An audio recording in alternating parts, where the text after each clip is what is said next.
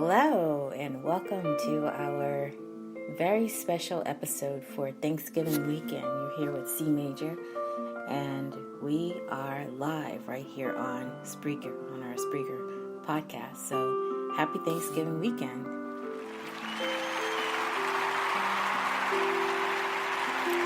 And thank you so much for joining us today. It's a great pleasure to bring you this very special podcast episode. We're starting later than usual, as promised, because we wanted to give you a little time to sleep in. So it is a Saturday afternoon. It's after 12 in the afternoon on Saturday. And so we have a lot of things to talk about today. So just bear with us because we're going to take our time today. I thought it was going to be very relaxing today, the same way you probably relaxed with your friends and family if you did have a chance to do anything for Thanksgiving with friends and family, the way that I did. So, I'm CMajor, and I have something to say about music making and wellness today. And this is our happy Thanksgiving weekend. I really hope your Thanksgiving was great. Mine was fantastic. I had turkey, I had dressing, I had greens, cornbread, sweet potatoes, pecans, you name it. I had it, and it was really, really good. And I got to spend some time with the people that I love and the people that love me.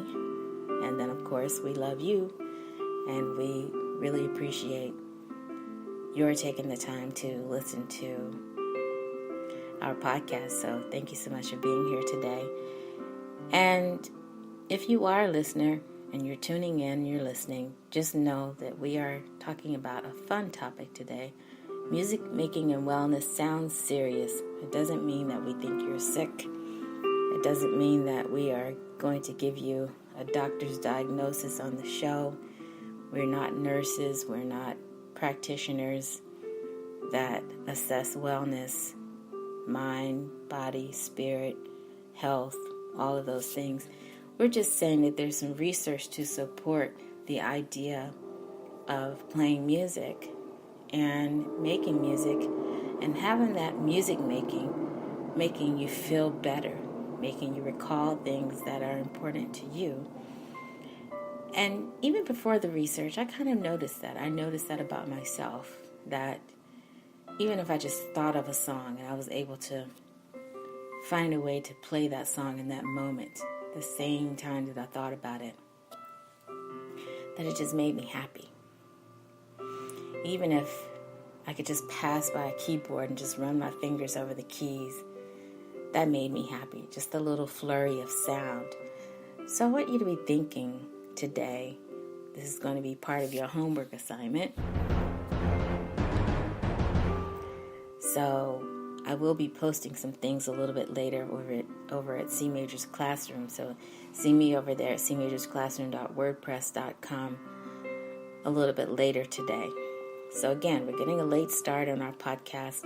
I would have been joining you early in the morning, but we decided to give you time to sleep in and really think about your Thanksgiving weekend and think about your future.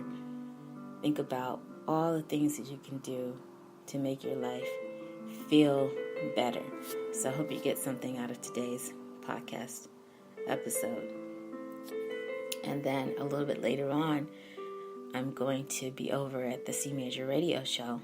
I'll say something more about this later, but we're going to do an earlier start time over there than usual because I want to explore a little bit more in depth with you the meaning of piano lessons, formal piano lessons. We have started to have a conversation about that. So thank you for being with us. I really appreciate it.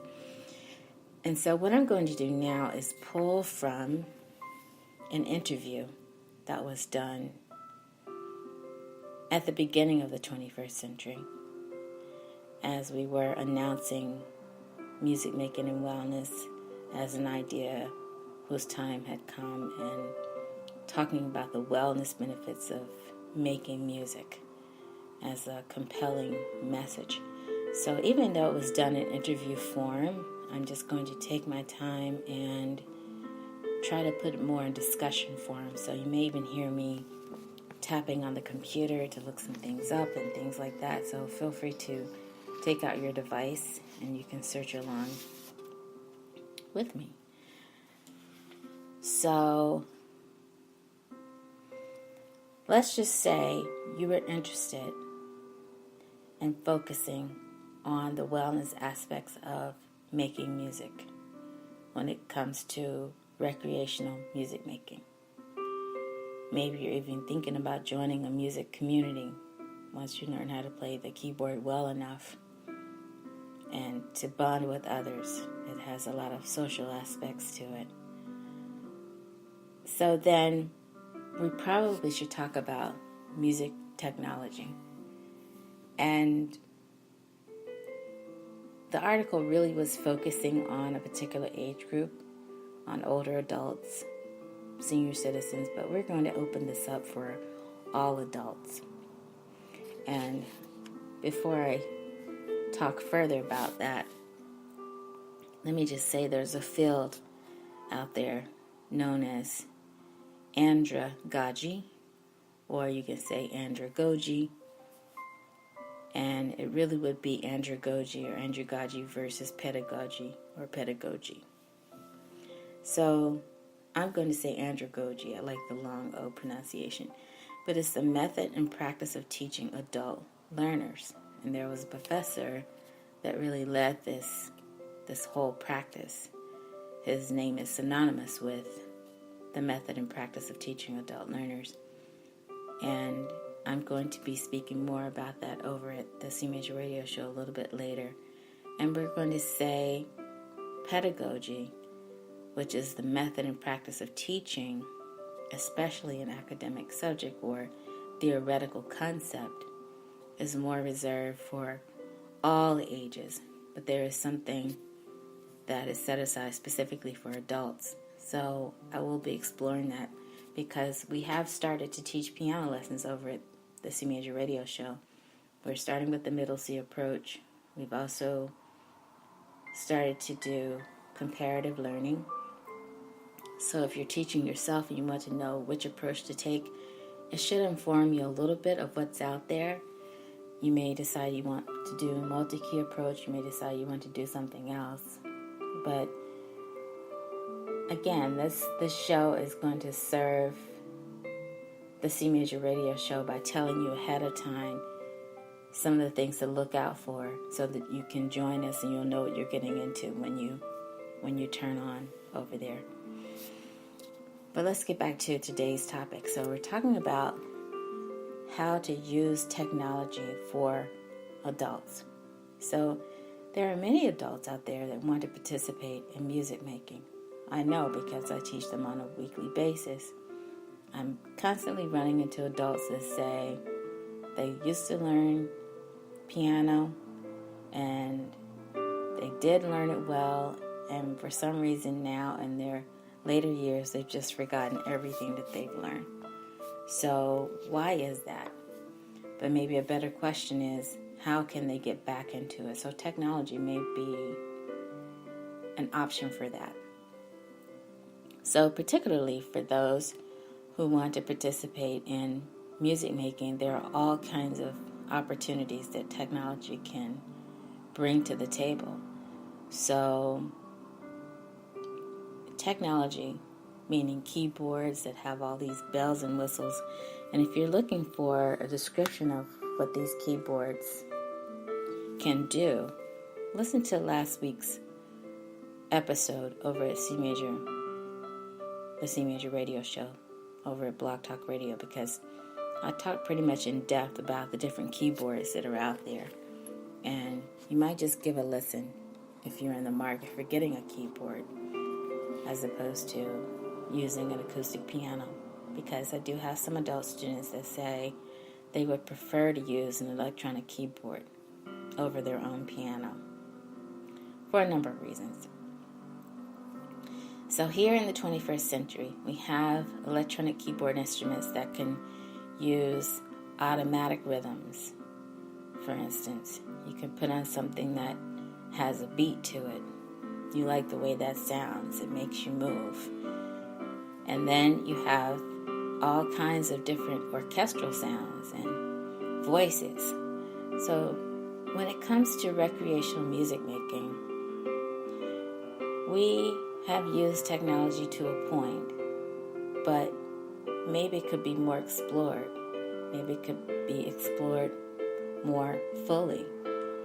So just think about that, because sometimes when,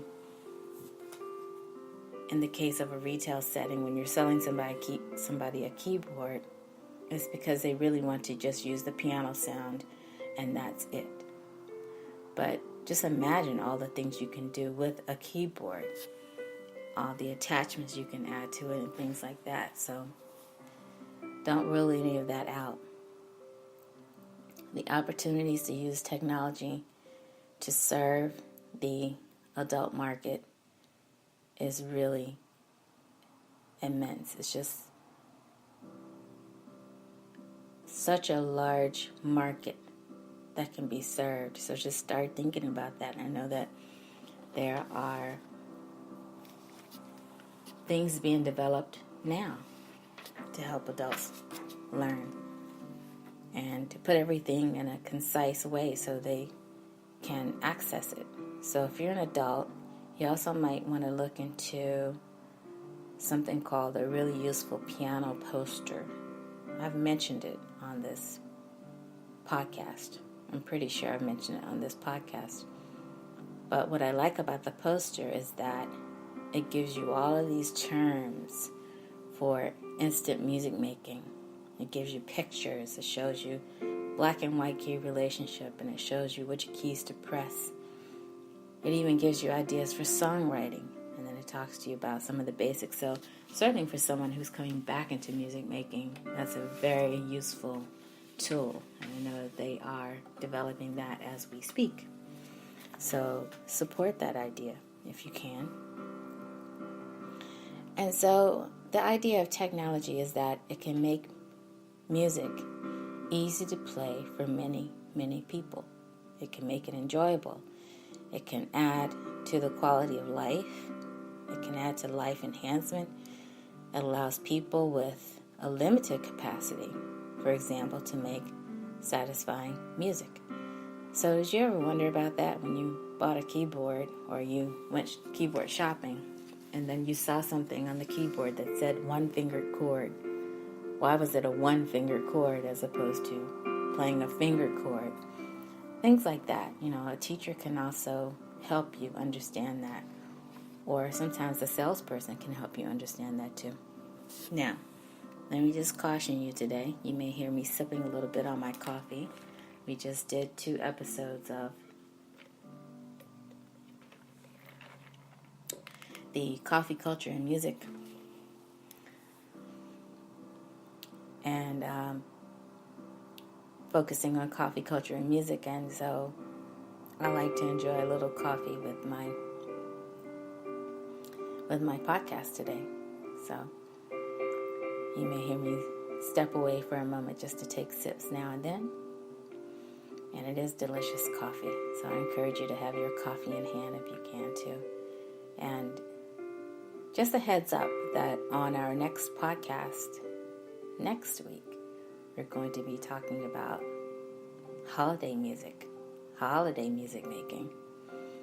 So the holidays are a time to feel really good about the season itself and things that are going on, and just being around people that you enjoy being around. That can also be a way to keep well too.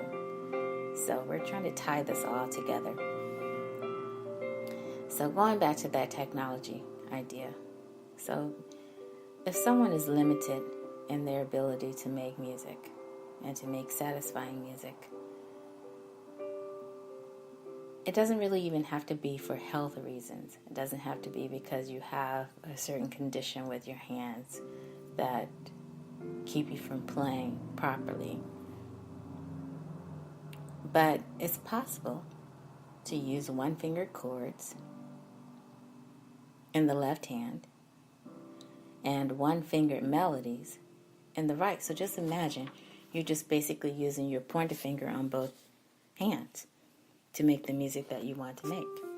That's what we're talking about. So, in the interest of teaching yourself to play, that's one way to do it. And you can play extremely satisfying music. It can be original music. It can be picking out a melody, whatever the case may be. I am starting to put together a course for my students that only want to play music that's satisfying to them, and to just observe how they use that. So once they've learned these particular songs, I'm putting together like a little catalog, a small catalog of songs that I notice that my students really enjoy playing and that they like to show off. And it's really satisfying to them. So whatever makes you happy. You can play extremely satisfying music. And then when that happens, you can enjoy all the benefits of stress reduction, all the benefits of reducing your anxiety that goes along with living in the greater New York City area,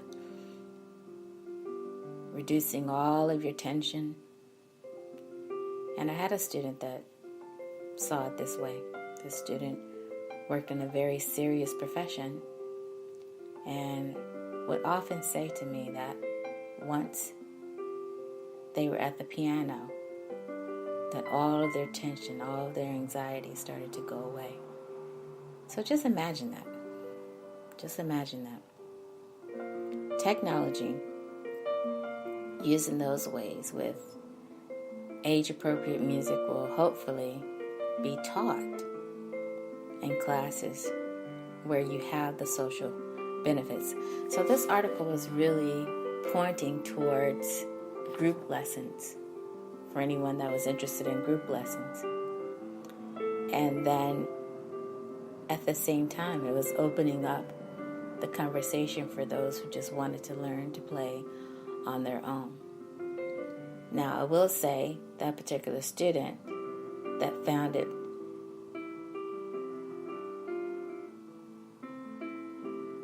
pleasing to sit down to practice was playing on an acoustic piano, a grand piano. So we had talked about the possibility of getting a keyboard for the student and having that student explore music that way as well. But for the beginning of their studies, they just opted to use an acoustic grand piano. But again, just imagine the social benefits when you're having a party and someone asks you to play some music, you'll be able to do it. So the article was also saying that those are the kinds of things that allow music to really do the healing, the wellness that we're talking about. And again, we're not saying that you're sick. We're not saying that you're unwell, that you're not well. We're just talking about really enhancing the way that you feel, feeling better about your day, feeling better about your life. So I really want to emphasize that today. The article did get a little bit more into medical terms and things like that, but I'm adopting this article for this podcast so that we can say, go a little bit beyond that. Go a little bit beyond thinking about your health and really focus on just feeling well. Just feeling good, really. Feeling good about the fact that you can do something on a keyboard, such as play one-fingered chords, one-fingered melodies, that add a spark to your day. Who wouldn't want that? Who wouldn't want that? So instead of thinking about the things that can hinder you from making music, Sometimes students will say, I have no talent. Why should I try to play the keyboard? Things like that. But think about what you can do. And just think about the use of technology for all kinds of people that just think they may be hindered in some way. Technology can really be marvelous for that. And so, in the past, on this podcast, we did talk about getting into age-appropriate materials and where to find those, and how I'd had some conversations with those working in music retail just to get their ideas on what they thought would be appropriate. And there were some funny comments that were made describing it, if the music should be enlarged for those that need to see the notes bigger and things like that. But it's really not a laughing matter when you think about it, because music publishers certainly have in mind the materials that they're going to be developing for all ages. And so if it comes down to it, as adults, if your interests and your needs become different than what publishers are putting out, then that will need to be addressed. So it could be the age appropriateness of the materials. It could be the 21st century appropriateness of the materials. All of those things, very important, and can influence whether or not the students stay with music making or they drop out. And so, again, listen to the CMajor radio show, because I'm going to be going over a chart that will list side by side some of those things that we're talking about today. We're going to continue our journey with piano lessons. So if you really want to know more about the approach for formal piano lessons, listen in to the CMajor radio show a little bit later. And I'm going to post something over on that podcast site just prior to going on the air. So you'll have to look over there and just stay with us today, because it's Thanksgiving weekend. We're taking our time. We're having fun. And again, there's just so much work to be done when you start to think about serving the markets that really want to be served through music making. So now what I'm going to do, I'm going to look on my computer, because in this article, something was mentioned that I never had a chance to really look up the way I had intended to look it up. So let's just see what we get here. So you're going to hear me typing, and let's see what we find. So now I'm going to go to Google Chrome, and I'm going to type in something called Age Wave. And you can type that in too. Age Wave. The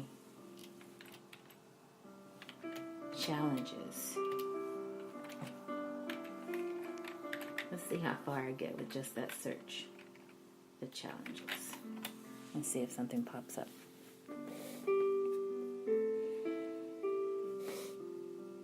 Okay. So, yes, you can see the author's name now. His last name is spelled Dychtwald. I have no idea how to pronounce that. I don't know if it's Ditchwald or something else. But you can see where it says Age Wave, how the most important trend of our time will change your future. And there's a book there. And it's available, it looks like it's available on Amazon and other bookstores as well. So you might want to look into that. It's really talking about aging America and what people can do as they are aging, just to stay active. Talking about the workforce, things like that. So I don't want to click on the first thing that came up. But let's see if I can finish.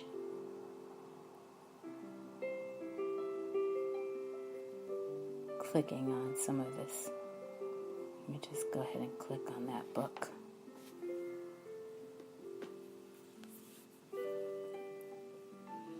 Okay, so the other author's name I can say, that's Joe Flower.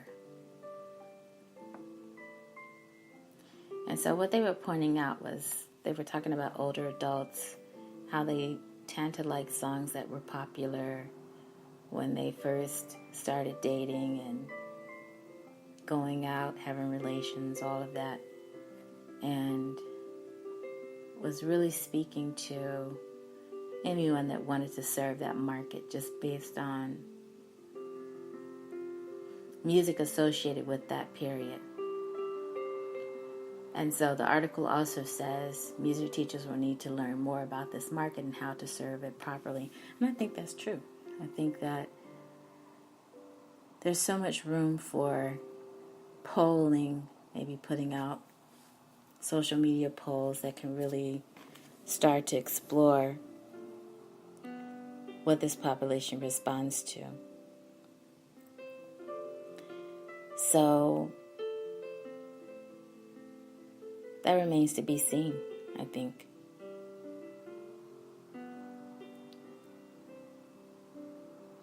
And so now, still talking about the older adult market, if we talk about the Music Products Association, there was something that came out in the 90s. So let's look at that real quick. Now, this is called Forever Young, just like the song. Is that Rod Stewart? I think it was. Forever Young. Music and Aging. Let's look that up.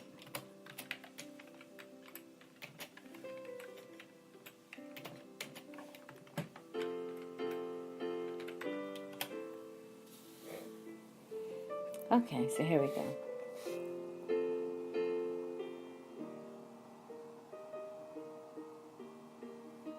So there was a hearing that took place. There's a PDF. If you click on that, I'll go ahead and click on it. And there's video to go along with it too. So if you're interested, click on that. Now, I really like this article from the Huffington Post. Let's click on that. So click on the PDF and then click on that article that I'm about to go to now. So it says, Forever Young, rock and roll as the antidote to aging. And then you see a very nice picture of a man playing his, I believe that's a 5-string bass that he has. And so if you have a chance, read the article and see what you think. A little bit of it says, in contemporary music, there's a lot of awareness of songs from the dad generation and the sampling of snippets of songs from the 70s and 80s. Artists like Puff Daddy won a Grammy Award with a song borrowing from the 80s band The Police with I'll Be Missing You. Even Pharrell Williams' #1 song, Blurred Lines, had to recently, and then it talks about that. So just read the article. I mean, there's a journalist involved, just saying that the pursuit of happiness which American citizens are obliged to undertake tends to involve them in trying to perpetuate the moods, tastes, and attitudes of youth, which of course influences music. And you've heard us mention the rock and roll book that we read from a few podcasts ago. Okay, so if you have a chance, take a look at that. again, this is part of your homework assignment, so I think I'll post these articles that can lead to other articles. I'll post that over at CMajor's classroom a little bit later, and then you can look into it for yourself. So just have fun with it. Okay, so getting back to that hearing that took place, and that was back in the early 90s. And it's just saying in the article that that's when a lot of people that were serious about looking into aging and the effects of aging in music making and wellness, or recreational music makers, that hearings like the one we just spoke about and things that occurred after it were starting to change, leading to changes in people's lives and how they were thinking about aging. And so the article that I just quoted from in the Huffington Post, when it came out, was saying even making music, rocking, playing an instrument that you always wanted to play could knock a few years off of your life even. So that's a serious part of wellness. Just imagine that that really is the case. And so some observers of this were starting to recognize the power of music and music making and what music making can really do for people. So the most basic principle of music when it comes to therapy practice is that music is a powerful tool that can improve the quality of life for a wide variety of people. I recently had a student that was asking me which field he should go into. Should he go into music education? Should he go into music therapy? I think he has a sibling that's doing music therapy right now in college. Or should he go into music theory or something else? So the student is young enough where there's time to decide that. The student doesn't have to decide that right now. But certainly when you start to think about how you can give back when it comes to music, music therapy may be an option, music therapy practice. And so by working together, by developing, by implementing and promoting the right programs, the right activities,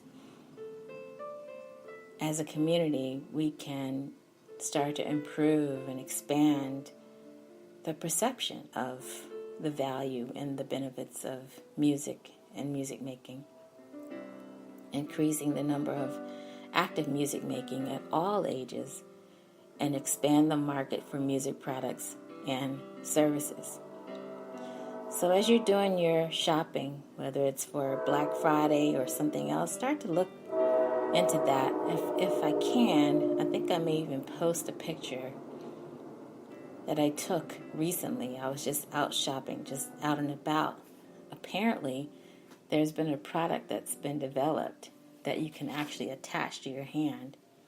And I was showing this to my parents, and they were really shocked, almost appalled, because the concept is attach it to your hand. You can use any surface to make music with this product. And that would certainly qualify as something more along the recreational lines of music making. But if I have a chance, I will try to post it. Maybe not so much on the classroom site. And by the way, we are looking to improve the classroom site. We're looking to expand it so that the classroom can become a little bit more focused as a classroom and less as a blog and more as a class. We'll just say it that way. So we may be making some upgrades over there at CMajor's classroom, so just look out for that, and we will bring you along with that. But I think what I'll do is post this over at the CMajor Before the Show page on Facebook. I think that's what I'll do. I'll post that picture so you can see for yourself. I did post a picture and I showed it to my friends, but my friends page is private, but my CMajor Before the Show page is public. There you can you can take a peek, see what I'm doing over there. And also don't forget about us on Twitter. My followers tend to vary over there. Sometimes it's up, and sometimes it's changing from being up. We'll say it that way. But we're deliberately keeping it small because I want it to be organic at first and then just watch it blossom over time. The more that we get the word out about the podcast and the things that we're talking about over here. So excuse me, one moment. Just going to take a sip of my delicious coffee. I'm having an iced coffee today. Very good. So just imagine you have someone that's devoting a lot of time to finding out what's out there. So whether it's in music therapy, whether it's in mind-body wellness, mind-body spirit, whatever the case may be, there are all these projects out there. Some of the projects are really medical focused, like they focus on more than just wellness aspects. They focus on really improving somebody's health, and that's more serious. So at that point, at that juncture, you really need to get a doctor involved. So there's a doctor that's mentioned here. I'm going to look it up now. So again, I'm on my Google Chrome. I'm going to type in the name of Dr. Barry Bittman and see what comes up. That's all I'm going to type. So the top 3 things that are listed for him: Health Solutions, neurologist in Meadville, Pennsylvania, U.S. News Doctors, and you can certainly see what he's focused on, drumming therapy, things of that nature. So you can look into that because he uses musical instruments as medical instruments, which is a very exciting concept, but it's also a very serious concept too. So there are many other organizations out there that pursue these types of projects, these types of activities that you can look into. So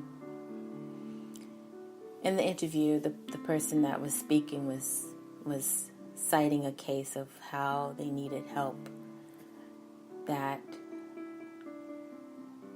needed the attention of a medical professional, and because of that medical professional was able to steer them toward a musical instrument. In this case, the clarinet, that helped with a medical concern that this person had as they were growing up. So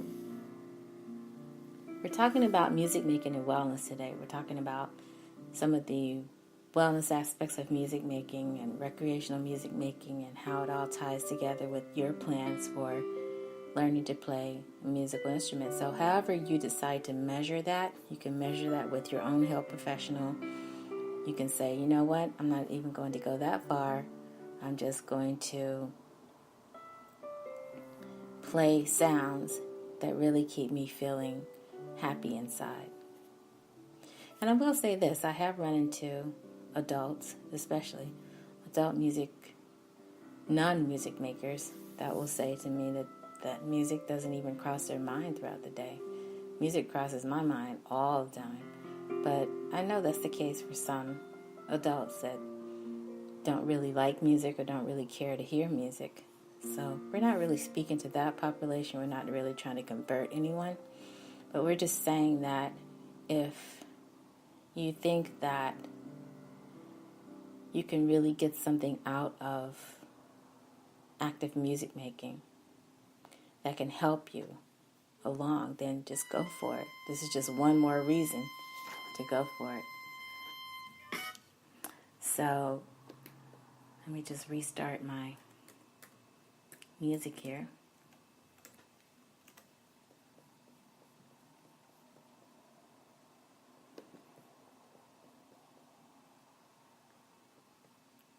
And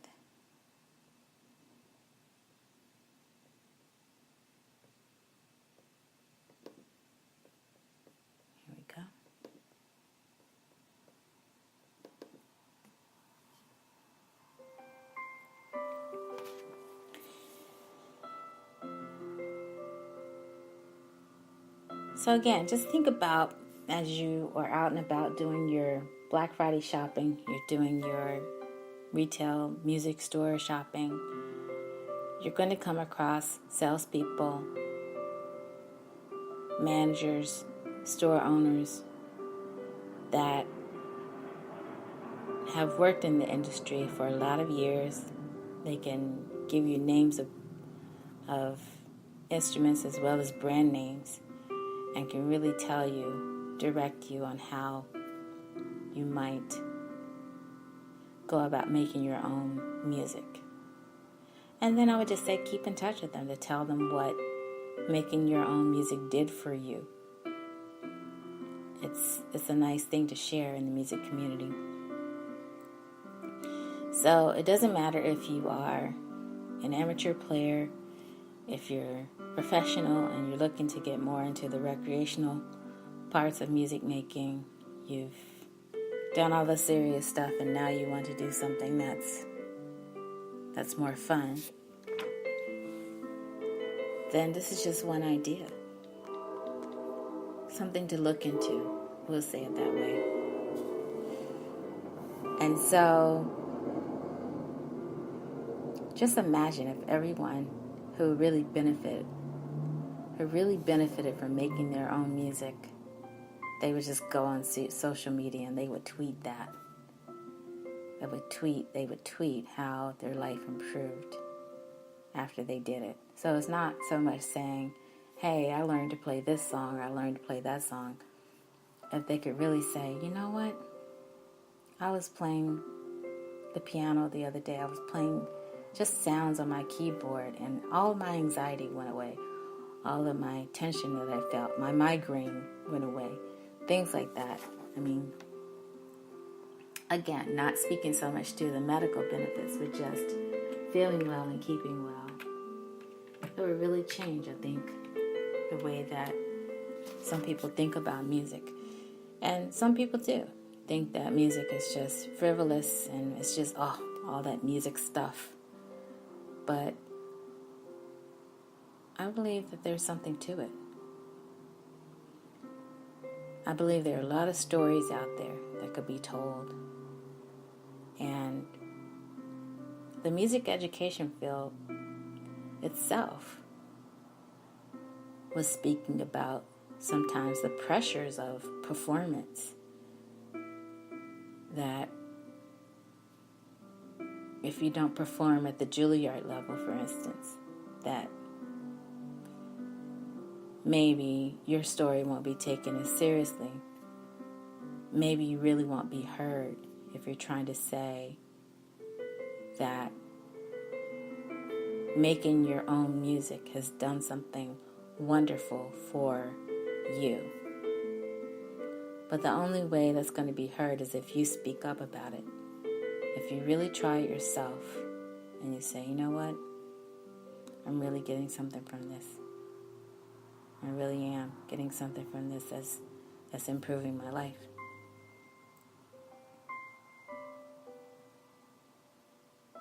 And so one thing that we really strive to do on this podcast is answer that question. We like to pose that question. Which part of music is self-teaching and which part of music making needs a teacher? I still don't really know the complete answer to that. It just feels like it's something that's an unanswered thought. Almost like an unanswered question. Because I think it's different for everyone.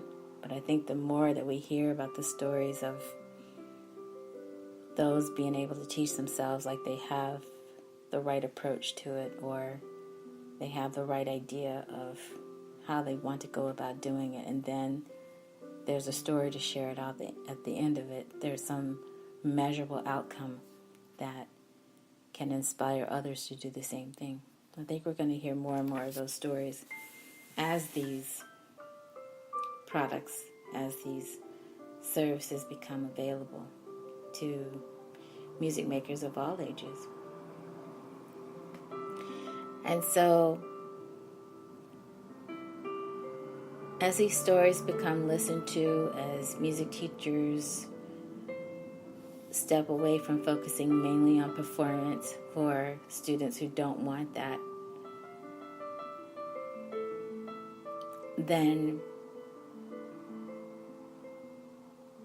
the industry will start to change a little bit more, because then music teachers aren't necessarily leaning on building their studios with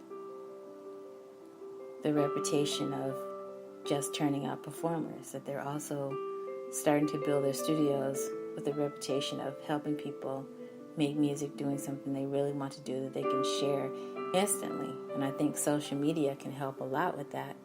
I'm starting to see that in my studio as well, where I have students that are so eager to share what they've learned in piano class. They can't wait to learn it so they can share it immediately, because I think it is that immediate sharing that gets people excited. So it's going to be interesting to see if the waiting list becomes just as long for those who want to share their music making on social media versus those who want to perform well and take music exams and perform in the community at the professional level, at the competition level, things of that nature. So it remains to be seen.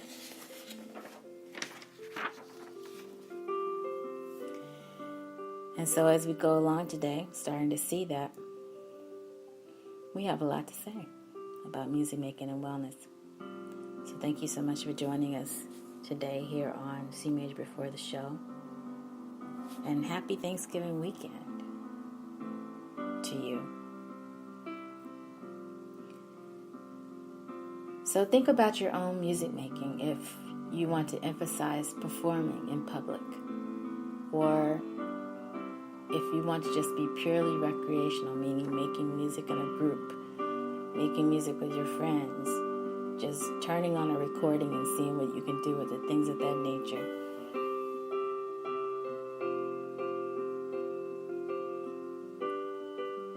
Two different markets, I think.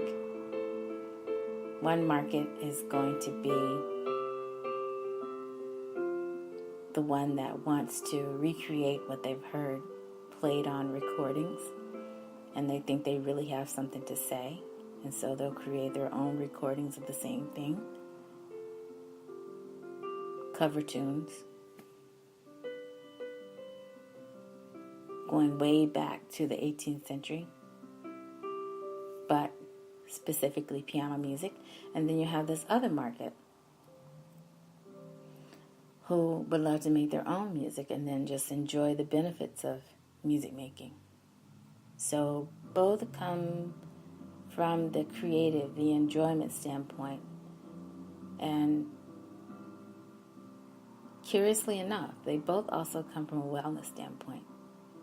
So I can say for sure as a performer that when I practice, when I stop practicing, I notice that I feel really, really good.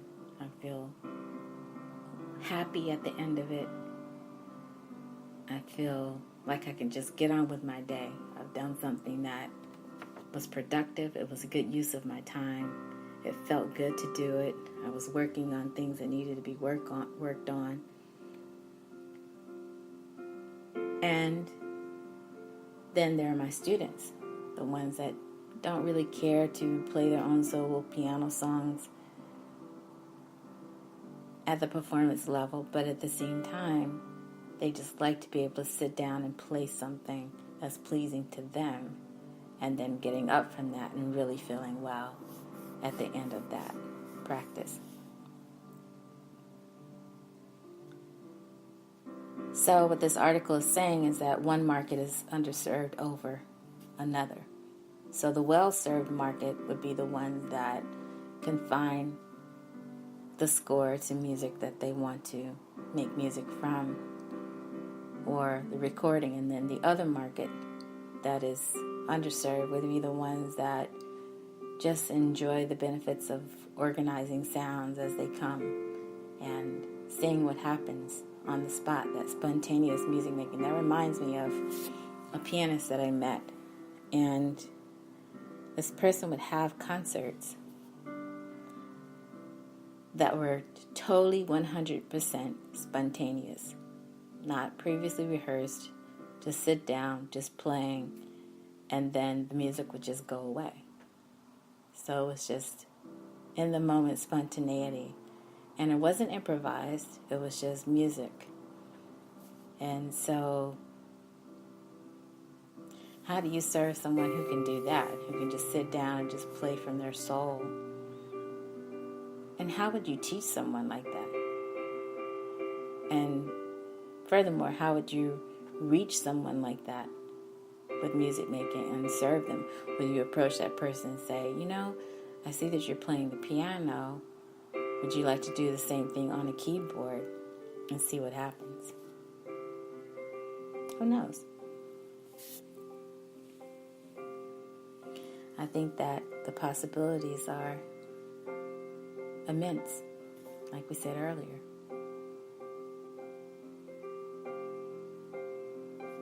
So we're talking about non-musical outcomes. That's really what we're talking about. We're talking about the wellness aspects that come from music making. So we're not talking about practicing something for the benefit of performing well in an open mic, for instance, or a recital.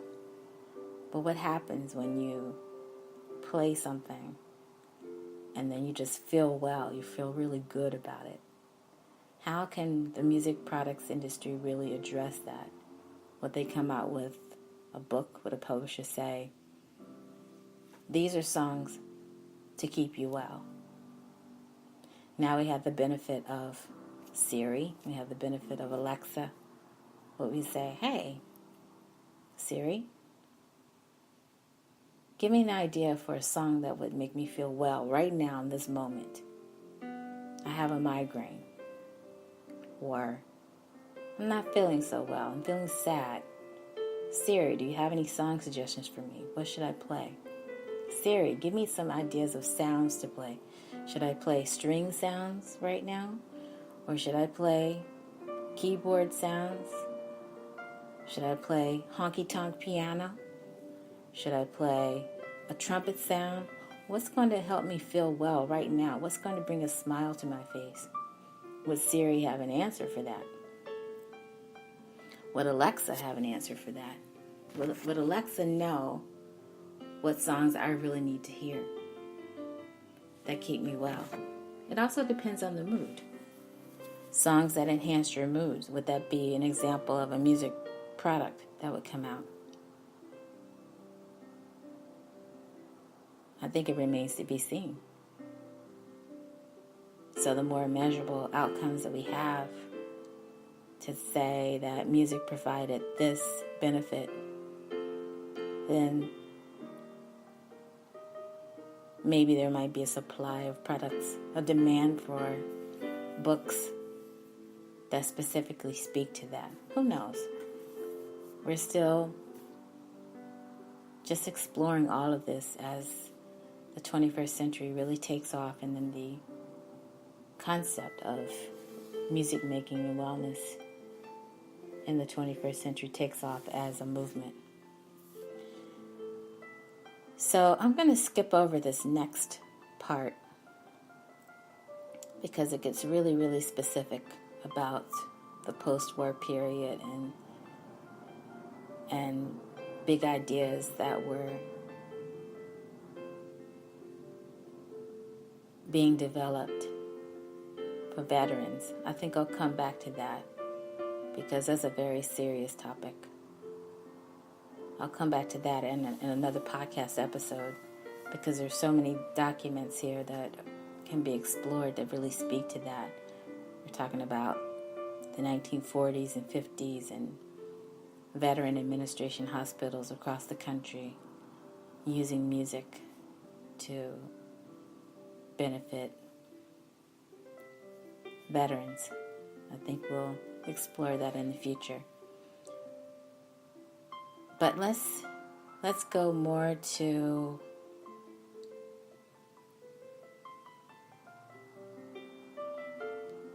a more general topic of the music making and wellness aspects for affecting people's lives in important ways. And then if we do that, we can talk about active ways to make music and passive ways to make music. So this is always interesting for me because I know for a fact there are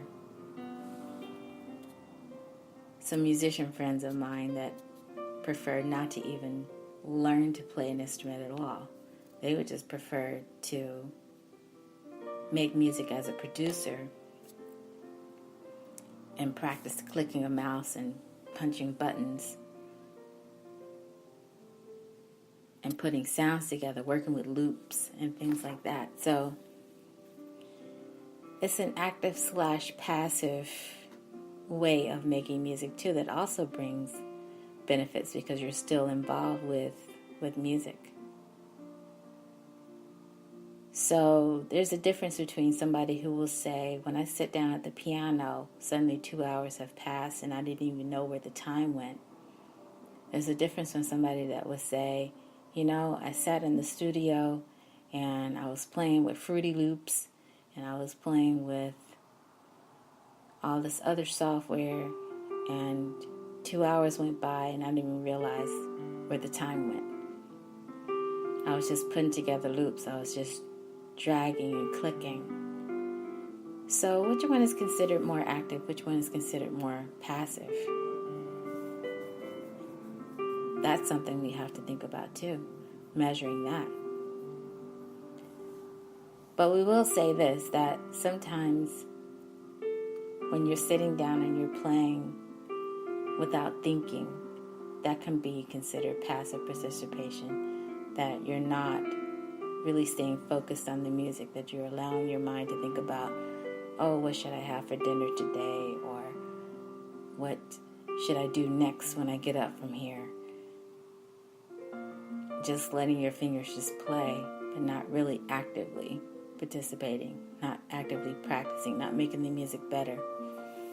And sadly enough, I had a student that was doing exactly that. So here we are, 16 weeks into a plan that we're supposed to put together to have the student improve, only to find out the student has been passively practicing. So how do you passively practice? I think if you sit down, you're really not focusing on what was discussed to improve the music making in the first place. And you decided to just play along to a YouTube video just to say that you did it, or you're thinking about your next golf lesson, or you're thinking about your next debate class, and not really focusing on, oh, I need to make the left hand a little bit lighter for these passages, for these phrases, and bring out the right hand, the voicing. Oh, and you really need to fix the fingering here. Things like that. But that's more along the performance side. And I think the same thing could be said too. If you sit down with software and you're just not really paying attention to, how can I really change these filters so that my music sounds better, that I'm able to present this online to an online community that wants to hear what I'm doing with technology, what I'm doing with software, what I'm doing with my digital audio workstation, and so forth. So we're saying that music making and wellness is important, but I think it's also important to decide if you're going to be active in that and maintain your focus, or if you're going to be passive in that. You know, because you can sit at a keyboard and have a conversation with somebody while you're playing and you're not really actively making music. You're just basically accompanying a conversation while you're talking. But to really focus and to improve what you're doing, and to also think about your measurable outcomes. Was it really an exercise for your mind? Was it an exercise for your fingers? how active was your music making, so that you can report how it made you feel at the end of it. And I think sometimes students will say that they practiced, but they didn't really get a benefit from practicing, or they found it boring.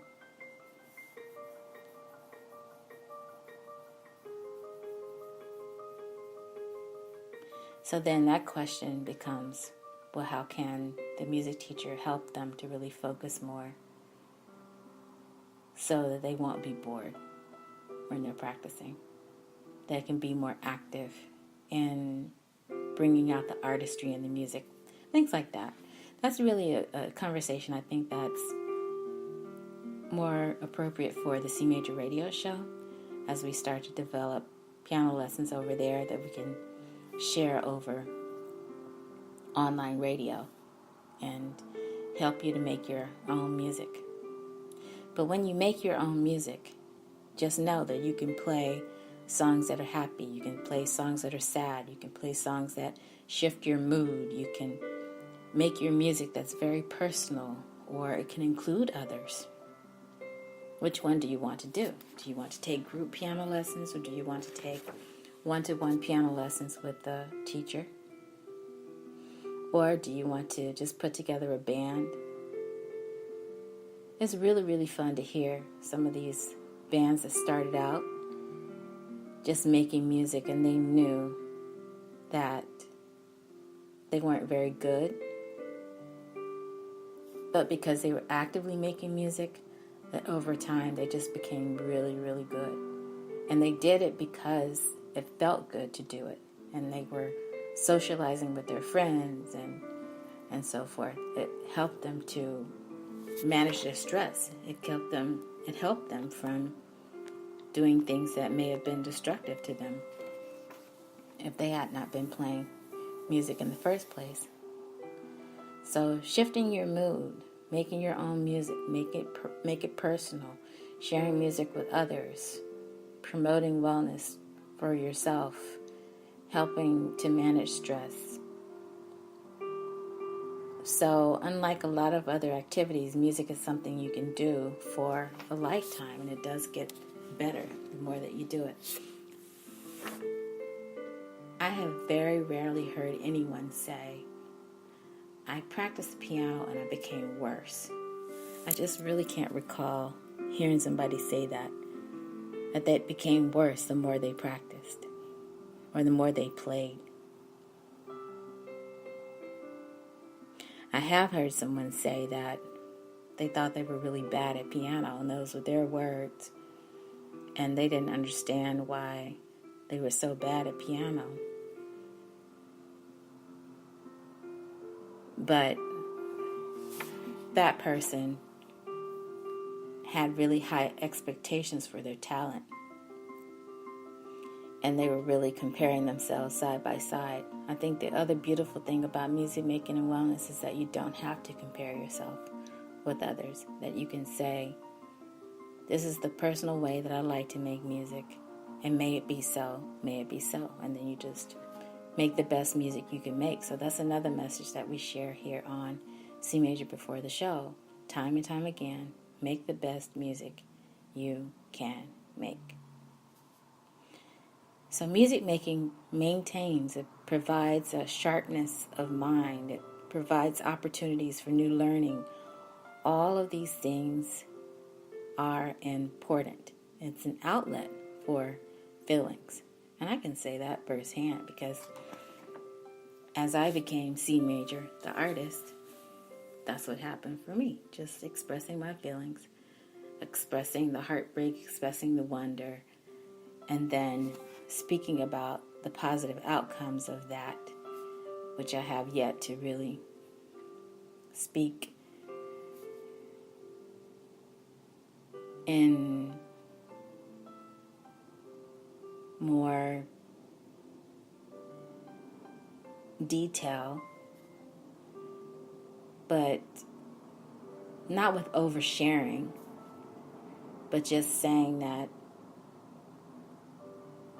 there's a story to be told that goes along with the music making. That's something that's still being developed. And then the idea of recording more songs that lean more towards wonder, that's where I am. But I think that music can be an outlet for your feelings. And then I have colleagues that think that music shouldn't have anything to do with feelings. Music should only have something to do with thought. So that's a very heavy sentence. I think you could actually debate that and say, is music making an outlet for feelings? Are we saying that feelings are the same things as moods? Are we saying that if it's an outlet for feelings, that you know that you're going to be well at the end of playing music? Who knows? I know what it does for me. And we're just saying, think about what music making can do for you. Making your own music allows you to do it your way. So whether you're using a keyboard, whether you're using a real piano, you can play songs that you like at a slow pace. You can play songs that you like at a fast pace, or whatever your desire, whatever you wish. I think one of my greatest joys is just seeing someone sit down and just do that and not thinking they're going to be scrutinized for it or criticized, or seeing someone peer over their shoulder and saying, that's not right, correct that. Music provides ways, if you wish to be with others, to help drop social barriers. Music crosses generations. You can go on and on about the benefits and the differences between making music actively, having passive involvement in music. To be honest, when I think of passive involvement in music, I think about somebody who plays the radio. And sometimes people joke about that and they say, oh, the only thing I play is the radio. To me, that's really passive. But at the same time, we've also addressed how you can sit down and play something and just be thinking about something else at the same time and not really focusing on the music making itself. So you get to decide, how active do you want to be in your own music making? And will you be looking at the wellness benefits for yourself? So that's what we're talking about today on this very special episode of Music Making and Wellness in the 21st Century. So there are a couple other parts to this article, but I'm going to skip on down a little bit because, again, it gets into more of the health aspects, people that were infirmed, more music therapy topics. I want to say more on the recreational side of things, where people are talking about how their quality of life was enhanced through active participation in music. And even something as learning to play an organ. There have been adult students that will say to me, I only want to learn to play the organ. I don't want to learn to play the piano. And I recall there were piano teachers in my community who would never teach you to play the organ first without teaching you to play the piano first. Times have changed. You can certainly learn to play the organ first and learn the piano after. Or learn to play the keyboard first and then learn to play the piano after. Or switch it up and just say, I really want to learn to play the piano and then I want to go on to playing the keyboard. So if you have a group, if you are a researcher out there and you're looking to integrate wellness components, whatever those may be, and then try to create a successful program to say these are the measurable outcomes of music makers, then you may also have to just, and it's just as a caution, get involved with a medical professional as well, because you don't want to start making claims and then get yourself into a bind when people ask you, oh, how did you come to that conclusion? But it's fun. It's fun to think about how music can help you stay well if you just try it.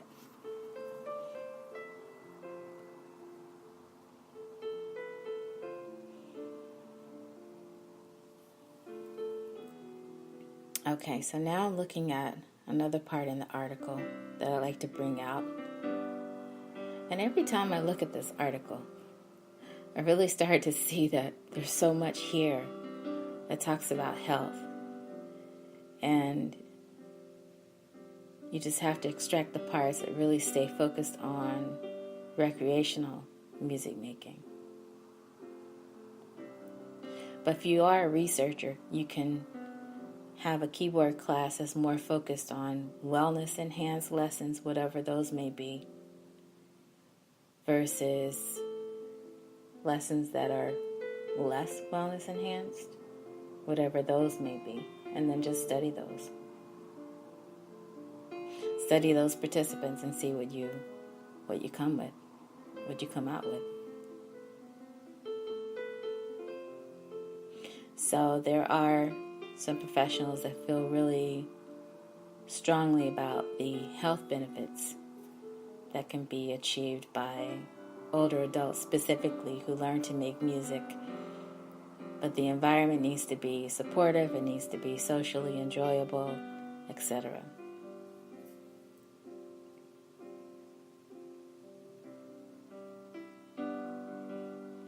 And then you need to know the number of minutes it will take to achieve the wellness benefits. There's just so many components to that, so I really like to see my students practice 30 minutes a day, 5 days a week.